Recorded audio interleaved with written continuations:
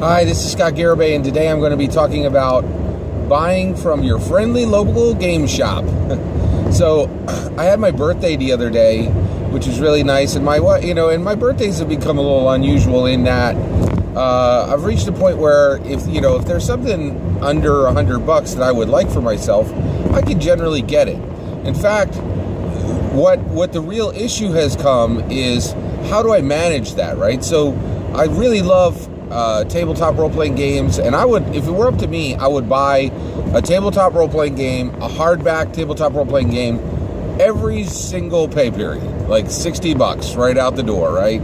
That'd be about $250 a month minimum, and that's close to a car payment. Like that, for many people, that is a car payment, and that's a ridiculous amount of money. So that is my appetite for tabletop role-playing games, but it's not right for me to spend at that rate, right? Actually, I'm sorry, it'd be $120 every month. $120 every month. Even that, too high, right?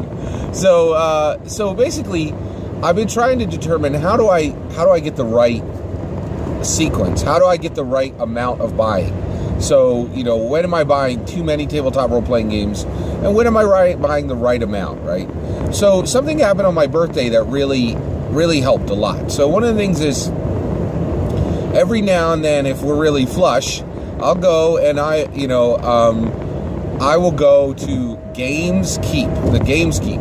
It is a wonderful, friendly local gaming shop in Westchester, Pennsylvania, and it's close to Westchester University, which means that it has an influx of college students on a regular basis. It's very close to their campus, right? And that's great because it allows the game owner there to really, the game shop owner, to do a great job of keeping in a lot of games that smaller friendly local game shops might not be able to have. So it's a really great shop, and one of the things I really like about it, the shop's focus is really board games, right? But he has, I think it's about 4 bookcases worth of brand new, really obscure, all the way up to very, mainstream market tabletop role-playing games. A really, really wide selection. He does not have even close to everything that's coming out, but I would say he gets the best and the top Kickstarter titles. Now, it's really, really nice. And so one of the things I did was I just went in. So for my birthday, I told my wife, I said, hey, I know you can just, I've gotten PDFs online for my birthday, which I was happy about, but it wasn't a great experience for, it wasn't a gift-giving experience that much. And so I was like, I tried something new. So I said, hey, to my wife, let's go out to dinner, and then we'll go to the game shop, and I'll get a book, and that'll be it. That'll be my birthday.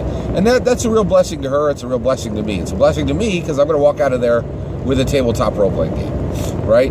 And it's a real blessing to her because we have 4 kids and we're, busy American modern family, and, shopping for birthdays is just one more thing, right? Now, believe it or not, even with that, my wife still went out with all my kids and got, birthday presents and all that kind of thing, which I'm very blessed. I'm really, really fortunate. I had a really wonderful birthday. So I went in and I actually and one of the things that was great was there were no less than 10 tabletop role-playing games that I would have liked to purchase on that day, okay, at varying rates of like, yeah. But one of the things is I found a book that absolutely delighted me, and that book was Shadowrun Anarchy, which is the rules-light version of Shadowrun. It was really, really fantastic, and I was so excited to find that book there, and so I purchased that book brand new off the shelf for $40. Now, I could have got that cheaper on Amazon.com, but I was really happy with this purchase because, one, I got to see that book. I was able to open it up and see what was inside before I got it, and I wasn't limited to a small subset section of the book. I was able to see the entire book before I purchased it. I was able to see the state of the book, and I was also able to see other books that I was like, here's an example. Online, there's a game called Umlaut, the metal RPG, right? And Umlaut's been on my list for a long time. It's actually a tabletop role-playing game that lets you role-play as a band, right? Well, I was able to open up Umlaut, and I was able to take that game off my list forever because I was able to thumb through it, and I was able to find no Game Master. That is the number one way to tell me, hey, this is a storyteller game. Hey, God love you if you like storyteller games that do not have, and storyteller games, that's a way to say this is not a traditional tabletop role-playing game, right? And the reason why they're a little frustrating to me is they get mixed up with tabletop role-playing games a lot. And I get upset when I buy one because I'm like, oh, well, I could just chuck this in the burner.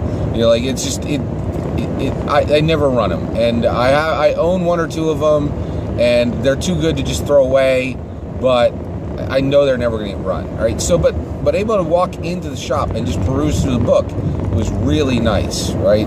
So my point is, you should definitely be going to your friendly local game shop and have this type of experience. And I know not everybody out there has the same amount of currency, right? So what I'm suggesting is do this at a frequency that fits for you. Maybe you have it like that and you could do it every 2 weeks. I highly recommend doing that. If $60 is virtually nothing to you, go and do it every 2 weeks. Boy, man, I hope there's a day where I could, buy game books the same way I buy Hershey bars today. It's just a throwaway purchase, but we're not there yet. But so for me, I figured out I really had such a great experience that I'm going to try to lock myself into doing this once a season. So spring, summer, fall, winter, right? And that's a good frequency. It gives the friendly local gaming shop business. It allows me to look through books in a way that has no limits, as far as really being able to see what's in that book through every page.